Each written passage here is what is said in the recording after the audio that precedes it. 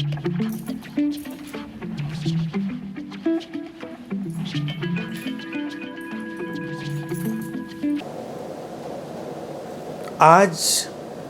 बात करेंगे हम लोग स्वादिष्ठान चक्र पर, डिमिस्टिफिकेशन ऑफ स्वादिष्ठान चक्र। इसके चारों तरफ जो कथाएं हैं, कहानियां हैं, उनसे मुक्ति। जैसा कि मैंने पहले ही स्पष्ट किया था कि जो ऋषि, जो तांत्रिक, जो योगी, जिन्होंने इन पर काम किया, उन्होंने व्यक्ति की एक साधना की यात्रा को शरीर और मन के माध्यम से हमारे सामने रखा। अब जैसे हम मूलाधार से सहस्रार तक के बिंदुओं की बात देखें, तो वो कोई ऐसी स्थितियां या चीज़ें ना होकर जो कहीं आपके शरीर में एग्जिस्ट कर रही, वो कंसेप्ट है, सोपान है, साधना की सीढ़ियां हैं। जैसे मूलाधार था, जीवन का आधार, फाउंडेशन। जीवन में एक स्थिरता चाहिए, ठहराव चाहिए, पृथ्वी जैसी सृजनात्मकता, धैर्य, पृथ्वी जैसा गुण, पृथ्वी तत्व वहाँ पे लाए। इसी तरह से अब वो आगे बढ़ेंगे, आगे स्वादिष्ठान पर जाएंगे, फिर मणिपुर पर आएंगे, फिर अनाहत पर आएंगे, फिर विशुद्ध पर आएंगे, फिर आज्ञा पर आएंगे और सहस्रार, एक अल्टीमेट फ्लावरिंग। तो ये एक जर्नी है हमारी साधना की। जब आपके भीतर एक ठहराव, एक स्थिरता, एक ठोसपन आया, इसके बाद क्या चाहिए? इसके बाद चाहिए तरलता, लिक्विडिटी, कि आप जीवन की तरफ बह सकें, फ्लो कर सकें जीवन की तरफ। तो उसके लिए आता है फिर ये स्वादिष्ठान चक्र का कॉन्सेप्ट। स्वादिष्ठान शब्द ही अपने आप में देखिए कंप्लीट है। जितने शब्द चक्रों की इस अवधारणा में दिए हैं भारत में हमने, वो एक शब्द ही अपने आप में सारी बात कह देता है। मतलब तुमको अलग से किसी और चीज़ को जानने की ज़रूरत नहीं है, शब्द पर्याप्त है। स्वादिष्ठान यानी कि स्वयं के रहने का स्थान, जहां पर तुम स्वयं एग्जिस्ट करते हो। स्वादिष्ठान तुम्हारे नाभि से थोड़ा सा नीचे मान सकते हैं, तुम्हारी जो जननेंद्रिय है, जेनिटल है, उससे ऊपर, नाभि से थोड़ा सा नीचे, वो उसकी पोजीशन मानी। कुछ संस्कृतियों में उसे हारा की तरह से भी कहते हैं, जापान में जैसे उसे हारा सेंटर कहते हैं। हम स्वादिष्ठान करें, हमारा जो शब्द है वो कंप्लीट है, टोटल है। उस शब्द में अब किसी भी चीज़ की कोई कमी नहीं है। स्वादिष्ठान चक्र में यानी कि अब हम जीवन के उस साइक्लिकल मोमेंट को समझेंगे, यहाँ से उस चक्रीय गति को हम समझेंगे यहाँ से, जो हमारे स्वयं के होने में, हमारे स्वयं के स्थित होने में, स्थिर होने में सहायक होती है। इसीलिए इस केंद्र को कहते हैं कि हमारी पहचान का केंद्र है, हमारी आइडेंटिटी का सेंटर है। इस केंद्र पर हम अपनी पहचान को उपलब्ध होते हैं, अपनी जो आइडेंटिटी है उसकी खोज करते हैं। इस केंद्र से ही एक प्रश्न खड़ा होता है, मैं कौन हूँ, हु एम आई। वो तलाश है, वो सर्च है। अब अगर हमने ये तलाशा नहीं कि मैं कौन हूँ, हु एम आई, तो हम इस केंद्र से तो वंचित रहेंगे। ये केंद्र कहीं हमारे भीतर तो मिलेगा नहीं। केंद्र जब हम कहते हैं, सेंटर कहते हैं, चक्र कहते हैं, तो इसका अर्थ होता है एक स्थिरता कहीं ना कहीं से आपके भीतर आएगी और आप एक चक्र का अनुभव करेंगे। यानी कि वो एक फैलाव है, एक मोमेंट है, वो एक ही चीज़ नहीं है। और फिर दूसरी बात ये महत्वपूर्ण समझें कि सारे चक्र एक दूसरे में घुले मिले हैं। यानी कि जीवन के सारे साइकिल, सारे चक्र एक दूसरे को क्रिस क्रॉस करते हैं, घुलते मिलते हैं। तो उनकी बिल्कुल सेपरेट जो प्रेजेंस है उसको हमें नहीं तलाशना है। हमको समझने के लिए उनको अलग अलग समझना पड़ता है।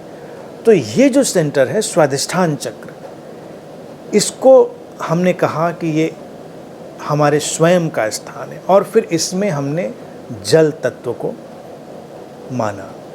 जल तत्व वाटर एलिमेंट है, जल है प्रवाह, जीवन में तरलता चाहिए। अब अगर तुम्हें तलाश करनी है अपने व्यक्तित्व की, अपने होने की, मैं कौन हूँ की तलाश करनी है, तो अपनी जड़ताएं छोड़नी पड़ेंगी।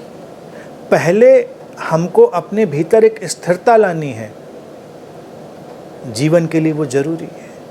और जब वो एक स्थिरता आ जाए तो उसके बाद अब हमको तरल होना है पानी की तरह। पानी का गुणधर्म क्या है? पानी एक बहाव में है। पानी जिस रंग से मिलता है उसके साथ एकाकार हो जाता है। जिस बर्तन में डाल दो पानी उसमें ढल जाता है। पानी की सत्ता एक सर्व स्वीकार की सत्ता है। तो जब हम अपने स्वादिष्ठान को ढूंढेंगे, यानी कि स्वयं के घर को ढूंढेंगे, ये है अपने घर की तलाश। स्वादिष्ठान चक्र अर्थात अपने घर की तलाश। तो हमको पानी की तरह सर्व स्वीकार की भाव दशा में होना पड़ेगा, एक लिक्विड स्टेट में होना पड़ेगा। तभी हम ये तलाश भी पाएंगे कि मैं कौन हूँ। अगर हमने पहले से ही कुछ फ्रेम बना लिए हैं, हमने पहले से ही कुछ कॉन्सेप्ट बना लिए हैं, तो वो कॉन्सेप्ट बीच में खड़े हो जाएंगे, हम कहाँ जान पाएंगे। फिर वो रियलिटी तो हम नहीं जानने वाले, फिर तो हमारे लिए बस केवल हमारे कॉन्सेप्ट रह जाएंगे। कॉन्सेप्ट सहयोग करते हैं अवधारणाएं, और फिर अवधारणाओं को विदा भी करना होता है। स्वादिष्ठान में जब हम अपने घर की तरफ लौटेंगे तो हमको अपनी धारणाओं को, जिनके आधार पर हम खड़े हुए थे, जिनके आधार पर हमने जीवन को अपने समझा था, जिया था, रचा था, अब उसे हमें विदा करना होगा। धारणाएं अब तरल हो जाएंगी। तो अब देखें कि क्या हम स्वादिष्ठान चक्र की संभावना तक भी पहुंचते हैं। तमाम संप्रदाय और तमाम पद्धतियां तो वहां तक भी नहीं पहुंचती। वो तो पहली स्थिरता में आकर और उसके उपयोग को जानकर उसकी जो एक जड़ प्रवृत्ति है उसमें ही अटक के रह जाते हैं। अगर हम स्वादिष्ठान को अनुभव करेंगे तो हमारे भीतर से सारे टकराव जाएंगे, क्योंकि तरलता आएगी। तरलता आएगी तो अपना स्वीकार आएगा और दूसरे का भी स्वीकार आएगा। इसीलिए इस सेंटर को, और जितने भी ये अगर शरीर विज्ञान की दृष्टि से देखें तो जो ये बिंदु बनाए, केंद्र बनाए, ये हमारे उस केंद्र के आसपास के शारीरिक जो अंग हैं उनसे भी वो संबंध रखते हैं और उनको भी प्रभावित करते हैं। यानी कि शरीर की एक व्यवस्था आसपास की बहुत सारी व्यवस्था को प्रभावित करती है। तो स्वादिष्ठान सेंटर पर आकर व्यक्ति अपनी सेक्सुअलिटी को एक्सप्लोर करता है, अपनी जो काम वासना है उसको वो खोजता है। अब काम वासना को खोजने के दो ढंग हो सकते हैं कि या वो विकृत हो जाए या वो सार्थक हो, अर्थवान हो। अगर वो सार्थक और अर्थवान होगी तो तुम्हें तुम्हारी पहचान की तरफ ले जाएगी, और विकृत हो जाएगी तो फिर तुम जानते ही हो, फिर तो सारा बिखराव है जीवन में। तो इसलिए ही ये जो दूसरा सेंटर आया स्वादिष्ठान, ये बहुत हद तक सेक्सुअलिटी से संबंधित हुआ। सेक्सुअलिटी, काम वासना जो है, इसको हम केवल रिप्रोडक्शन के लिए ना देखें, केवल ये एक प्रजनन की प्रक्रिया नहीं है, ये तुम्हारी आइडेंटिटी की एक प्रक्रिया है, तुम्हारी पहचान की। तुम अपनी पहचान ढूंढते हो। जब लोग एक दूसरे के प्रति आकर्षित होते हैं, शारीरिक रूप से, मानसिक रूप से, तो हम कहते हैं कि हमारे शरीर का ये जो बिंदु है, ये जो केंद्र है, वो उसमें अपना रोल प्ले कर रहा है, अपना रोल उसमें वो निभा रहा है, उसकी भूमिका है।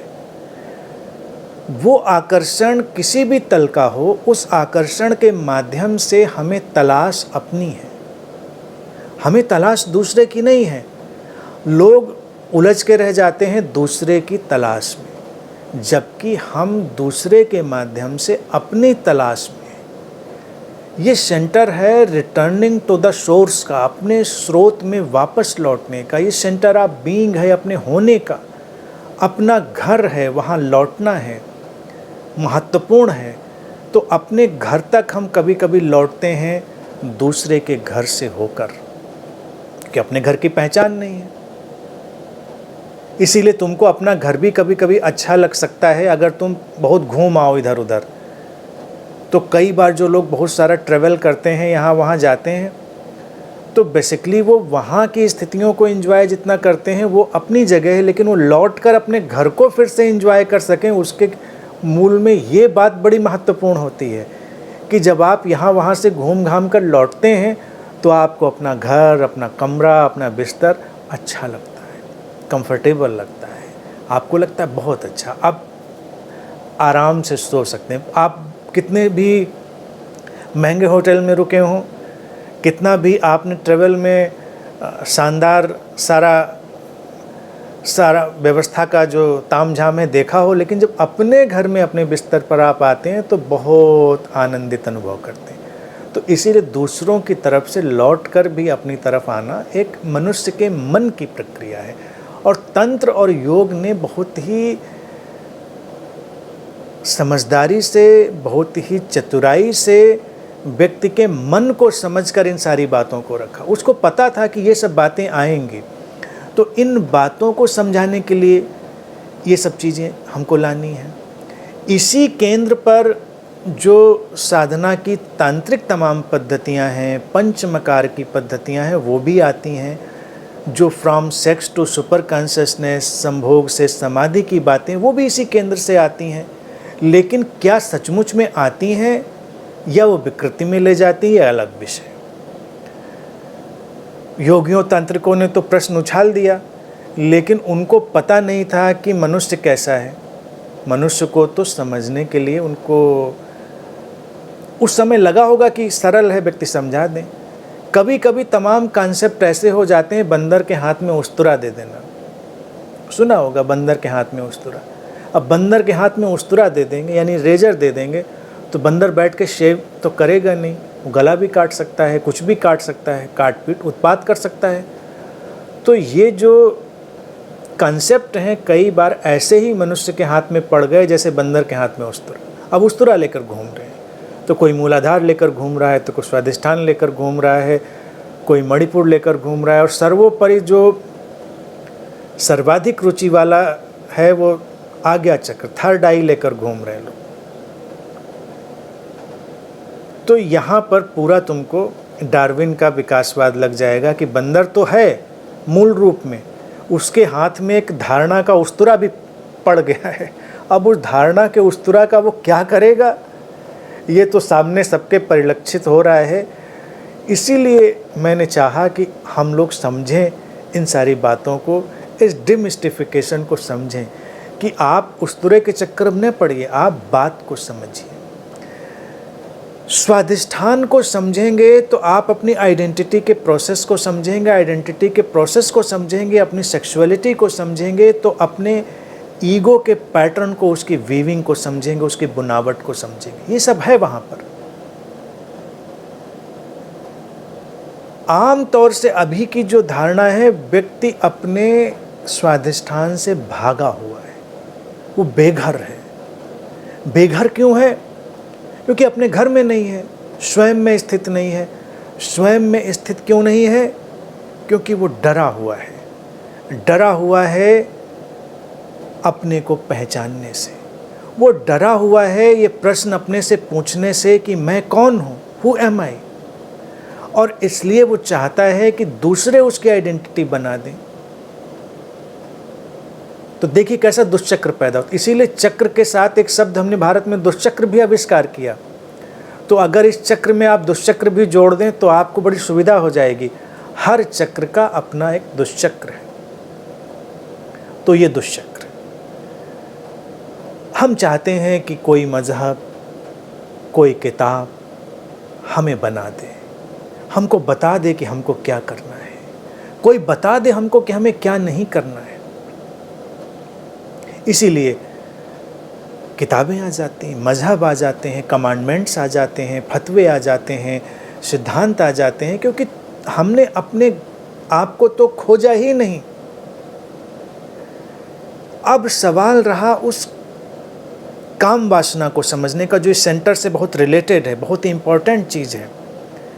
काम वासना का हम क्या उपयोग करते हैं? केवल संततियों को जन्म देने के लिए।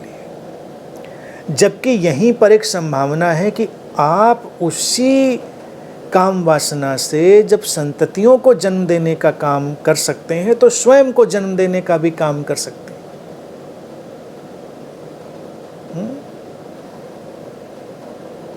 तो काम वासना का हमें क्या उपयोग करना है? अब दूसरे के साथ जो संबंधित होते हैं, एक स्त्री एक पुरुष के साथ, एक पुरुष एक स्त्री के साथ, तो वहाँ जो खेल शुरू होता है वो क्या होता है? एक दूसरे को एक आइडेंटिटी देने का, एक पहचान देने का।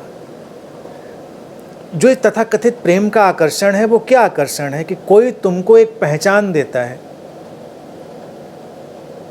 बड़े खुश होते हो। किसी के होने से तुम्हें एक पहचान मिल गई। लेकिन अगर तुमने ठीक ठीक बातों को नहीं समझा तो ये सारी जो पहचानें हैं ये स्यूडो आइडेंटिटी बनेंगी और दूसरे के ऊपर एक निर्भरता का निर्माण कर देंगी, क्योंकि दूसरे ने तुमको एक पहचान दी है। इसीलिए लोग तथाकथित धर्मों पर आश्रित हो जाते हैं, तथाकथित गुरुओं पर आश्रित हो जाते हैं, तथाकथित प्रेमियों पर आश्रित हो जाते हैं, प्रेयसियों पर आश्रित हो जाते हैं। क्यों? क्योंकि वो तुमको एक पहचान दे रहे हैं, तुमको एक आइडेंटिटी दे रहे हैं, तुमको एक स्यूडो आंसर दे रहे हैं कि तुम कौन हो।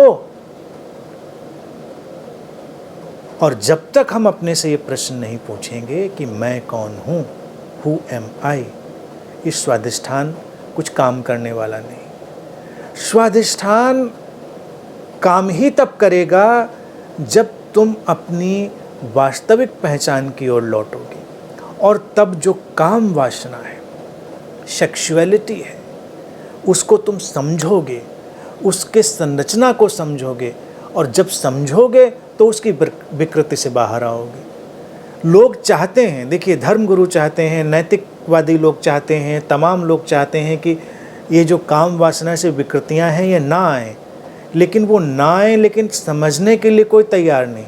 अब ये कोई ऐसी एजुकेशन नहीं कि तुमको बायोलॉजिकल सब चीज़ें समझाई जाएं कि देखो ये बायोलॉजी है, ये ऐसा ऐसा है। नहीं, ये बायोलॉजी समझाने की बात नहीं है, ये तुमको कोई सिस्टम समझाने की बात नहीं है। हम जन्मते किस प्रक्रिया से हैं, हम जन्मते किस ऊर्जा से हैं ये तो जाने। हम जन्मते काम वासना से, वो महत्वपूर्ण है।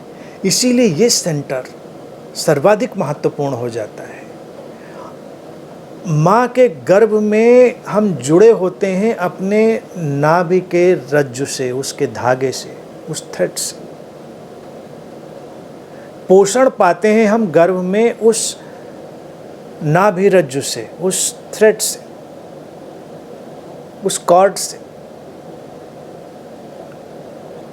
तो हमारे जीवन के लिए ये महत्वपूर्ण हो गया। और इस सारी चीज़ को बनाने में काम क्या कर रही थी? दो वो सेल्स, वो कोशिकाएं जो इस शरीर का निर्माण कर रही थी, जो हमको अवेलेबल होती हैं, उपलब्ध होती हैं हमारी काम वासना। वो दो सेल्स, उनके सारे विस्तार से इस शरीर की संरचना होती है। तो हमने इसको समझने की कोशिश ही नहीं करी। तंत्र ने इस पर बहुत समझने की कोशिश करी, और फिर तंत्र को जब नहीं समझा गया तो तंत्र भी विकृति में गया और तंत्र भी बिखरता चला गया। भारत में तंत्र विज्ञान पर बहुत सार्थक, सिस्टमेटिक और गहरा काम हुआ था, लेकिन नासमझी के कारण वो बिखरता चला गया। क्योंकि ये प्रयोग ऐसे नहीं थे कि बाहर से किए जाएं, ये प्रयोग ऐसे थे कि इनको पहले समझा जाए। तो जो समझने की व्यवस्था है, समझने की धारणा है, वो महत्वपूर्ण है। समझे, जाने, पहले प्रश्न खड़े करें। समाज हमारे प्रश्नों की हत्या करना चाहता है, धर्म हमारे प्रश्नों की हत्या करना चाहते हैं, राजनीति हमारे प्रश्नों की हत्या करना चाहते हैं। सब, किसी को प्रश्न पसंद नहीं है। और स्वाधिष्ठान प्रश्नों का केंद्र है। प्रश्नों के बजाय अगर हम कहें प्रश्नाकुलता का, क्वेस्ट का, जो प्रश्न पूछने की बेचैनी है, उसका केंद्र है। क्योंकि हम प्रश्न पूछेंगे, जब प्रश्न पूछेंगे तब समाधान तक पहुंचेंगे। जब अपने घर का पता पूछेंगे तो अपने घर तक लौटेंगे। हम थे घर में, घर से भटक गए, लेकिन घर तक लौटना है तो पता पूछने में क्या परेशानी है? किसी से कोई प्रश्न रखने में क्या परेशानी है? लेकिन हम प्रश्न नहीं रखेंगे। हम तो मान के ही चलते हैं कि ठीक है, हम तो बस घर में ही हैं, हम लौट आएंगे।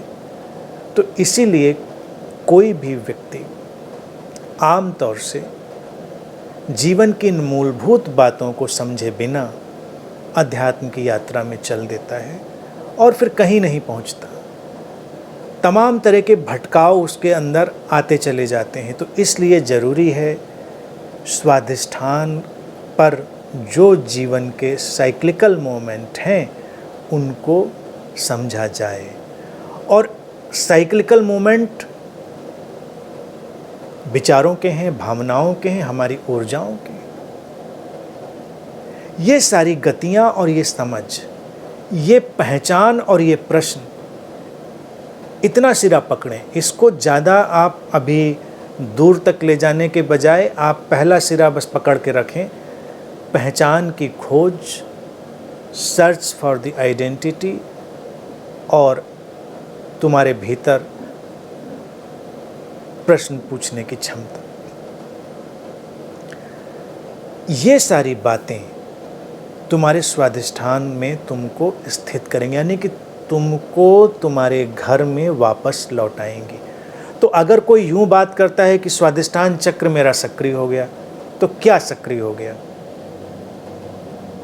यहीं पर ये सारी बातें मूर्खतापूर्ण हो जाती हैं कि स्वाधिष्ठान चक्र सक्रिय घूम रहा है, अंदर कोई डिस्क नाच रही है, कुछ अंदर पंखुड़ियाँ खिली जा रही हैं। हमारे तो एक मित्र थे, तो वो एक बार मेरे पास आते थे, तो उन्होंने कहा कि हमारे तो चक्र इतनी ज़ोर से खुलते हैं, खड़ खड़ खड़ खड़ की आवाज़ आती है, और बंद थे बहुत समय से, खुलते हैं तो खड़ खड़ खड़ खुल गए। कमाल है, हो सकता है आपके साथ। तो ये सब कहानियाँ शुरू हो जाएंगी जब तुम अपने घर लौटने की तैयारी नहीं करोगे, अपनी समझ को विकसित करने की तैयारी नहीं करोगे, मैं कौन हूँ ये जानने की तैयारी नहीं करोगे, तो तुमको लगेगा कुछ खड़ खड़ अंदर खुल रहा है। अब फिर कई तुम्हारे पास ऐसे लोग आ जाएंगे जो तुमको नाप जोक कर बताएंगे कि तुम्हारा जो ये स्वाधिष्ठान चक्र है खुल गया है कि नहीं खुल गया हो, कितना सक्रिय कितना नहीं। साइकिक हीलिंग में जो लोग रुचि रखते हैं वो जानते होंगे इस बात को। वो इसी तमाशे में लगे रहते हैं कि नाप कर देख लें ये 6 इंच में है कि 10 इंच में है कि 12 इंच में है कि 2 फीट, कितना कितना फैल गया ये। तो इस सब मूढ़ता में लोग पड़ जाएंगे अगर प्रश्न नहीं पूछे अपने आप से। स्वाधिष्ठान को जानना है तो तरल होना है, ये जल तत्व की बात। स्वाधिष्ठान को जानना है तो अपनी पहचान की तलाश करनी, मैं कौन हूँ, हु एम आई। बाकी बातें तो आगे चलेंगी अभी, लेकिन ये दूसरे कदम पर ही तो सारी कहानी आ गई। रमन महर्षि जीवन पर्यंत यही बात कहते रहे कि भाई कुछ नहीं, अपने आप से पूछो, हु एम आई, मैं कौन हूँ।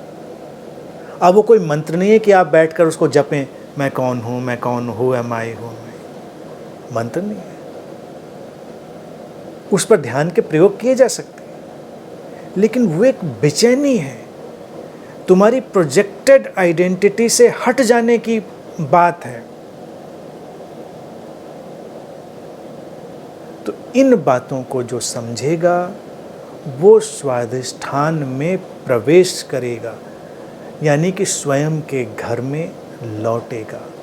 ये घर वापसी होगी, रिटर्निंग टू द सोर्स की यात्रा होगी। और जिसे बुद्ध कहते थे श्रोतापन्न, स्रोत में लौटने की बात। स्रोत में लौट जाएं आप, यानी कि अपनी जो जीवन की बहती हुई धारा है, जो तरलता है, उसमें आप प्रवेश कर जाएं।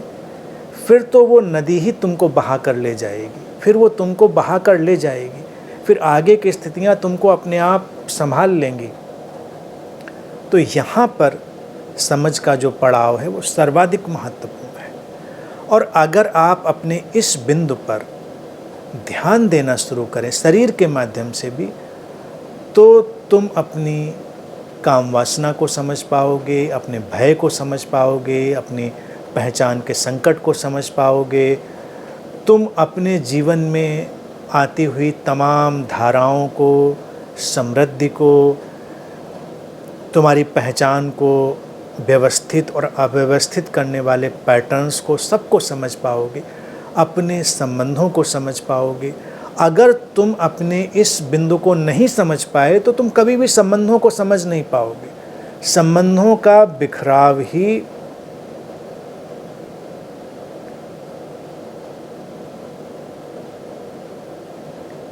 इसलिए है क्योंकि तुम इस स्वाधिष्ठान पर जागृत नहीं हो। तुम अपनी काम वासना को समझ पाओगे, उसके प्रति ज़्यादा संवेदनशील, सम्मानपूर्ण, करुणापूर्ण, सृजनात्मक हो पाओगे।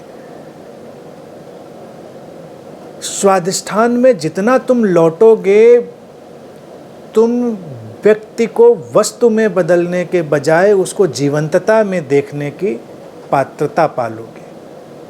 अभी इसी चक्र का जो दुष्चक्र है वो ये है कि अगर तुम नहीं समझे तो तुम दूसरे को एक ऑब्जेक्ट में, एक वस्तु में बदल के रख दोगे, उपयोगिता में बदल के रख दोगे।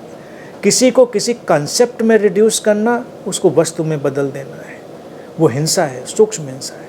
तुम्हारे धर्म तुम्हें एक विचार में, एक धारणा में रिड्यूस कर देते हैं। बाहर कोई व्यक्ति है, वो तुम्हें किसी उपयोगिता में रिड्यूस कर देता है, सीमित कर देता है, संकुचित कर देता है। अगर तुम उस प्रश्नों की आग के साथ, अपनी तरलता के साथ आगे बढ़े तो सबसे पहला लक्षण क्या होगा? तुम देखोगे कि तुम उपयोगिता की प्रवृत्ति से बाहर हो रहे हो, यूटिलिटेरियन अप्रोच से बाहर हो रहे हो। और काम वासना से मुक्ति का सबसे पहला पड़ाव यही आएगा, क्योंकि उसकी जो सबसे बड़ी विकृति है वो यही है कि अपने सुख के लिए किसी दूसरे का उपयोग करना। तुम उपयोग करना चाहते हो, स्त्री हो या पुरुष, दोनों। और फिर है कि सुख का वो पड़ाव एक दूसरे के साथ मिलकर तलाशते हैं, जहाँ कोई एक दूसरे का उपयोग नहीं करता, बल्कि एक लय, एक रिदम, एक संगीत पैदा होता है। दो लोग इस तरह से भी साथ में हो सकते हैं कि वो एक संगीत में चले जाए, एक लय में जाए, तो वो हुआ सृजनात्मक। और अगर उपयोग करने की वृत्ति आई तो वो हुआ विध्वंसक, और वो हुआ दुष्चक्र। तो इस तरह से तुम बहुत सारी चीज़ों को समझोगे। जैसे जैसे तुम इन प्रवृत्तियों को देखते चले जाओगे, तुमको समझ में आएगा कि स्वाधिष्ठान में गति हो रही है कि नहीं। तुम किसी चीज़ का उपयोग नहीं करते अब, और अस्तित्व तुम्हारे ऊपर सब चीज़ों की बारिश कर देता है। जैसे तुम माँ के गर्भ में थे, उस स्थिति की परिकल्पना करो, सारी बात समझ में आ जाएगी। स्वतः ही तुमको पोषण मिल रहा था, तुम माँ का उपयोग नहीं कर रहे थे, ना माँ तुम्हारा उपयोग कर रही थी। एक रिदम थी, एक लय थी, दो शरीर जैसे एक लय में आ गए थे। इसीलिए माँ और संतान का रिश्ता अपने में अनूठा हो जाता है, क्योंकि वो एक नैसर्गिक रिदम में, एक नैसर्गिक लय में है। तो जो तुम नाभि केंद्र से जुड़े थे वहाँ पर उपयोगिता की कोई वृत्ति नहीं थी, तुमको उसकी चेतना भी नहीं थी, उसका होश भी नहीं था, और सब कुछ पूरा हो रहा था, जीवन ने तुमको संभाला था। तो जिस क्षण कोई व्यक्ति उपयोगिता की प्रवृत्ति से, यूटिलिटी की प्रवृत्ति से बाहर हो जाता है, उसको जीवन संभाल लेता है, और वही स्वादिष्ठान की सिद्धि है। यानी कि स्वादिष्ठान में तुम प्रवेश कर गए तो इसको जो तांत्रिकों और योगियों ने कहा वो ऐसे ही तुम समझ पाओगे कि अब तुम बेफिक्र हो, तुम स्वीकार से भरे थे, अब समर्पण में आ गए हो। उपयोगिता की कोई तुम्हारे अंदर अवधारणा नहीं। अभी देखो व्यक्ति क्या है, योग क्यों करता है? योग का उपयोग करना है, योग से स्वास्थ्य लाना है। ध्यान क्यों करता है? ध्यान का उपयोग करना है कि ध्यान से मानसिक शांति आएगी, ध्यान से हमको अच्छा जीवन बन जाएगा, ध्यान से हमको इनलाइटनमेंट आ जाएगा। तो व्यक्ति तो इंसान से लेकर ईश्वर तक सबका उपयोग करता है, संबंधों का उपयोग तो करता ही है। जो कुछ उसके मार्ग में आ जाए सब उपयोग करने वाली चीज़ है। यूटिलिटेरियन अप्रोच इस स्वादिष्ठान के साइक्लिकल मूवमेंट के विकृत होने पर उस दुष्चक्र का परिणाम है। और जब तुम उससे बाहर हुए, तुम अस्तित्व के साथ एक समर्पण में गए, और फिर अस्तित्व ही तुमको संभाल लेता है। जैसे ये तरलता अब एक प्रवाह में है, और फिर नदी ही तुमको संभाल लेती। तुम बहते हो, कोई संघर्ष नहीं। तुम अपने संबंधों में बहते हो, तुम अपने जीवन में बहते हो, तुम अपनी समृद्धि में बहते हो, तुम अपने विचारों में बहते हो, भावनाओं में बहते हो, सृजनात्मकता में बहते हो। तुम बिना अटकाव के, बिना भटकाव के बस बह रहे हो। और ये बहना ही, प्रवाह में होना ही अपने घर लौटना है, स्वादिष्ठान में होना है। बस इसको ध्यान रखेंगे, सारी बात समझ में आएगी।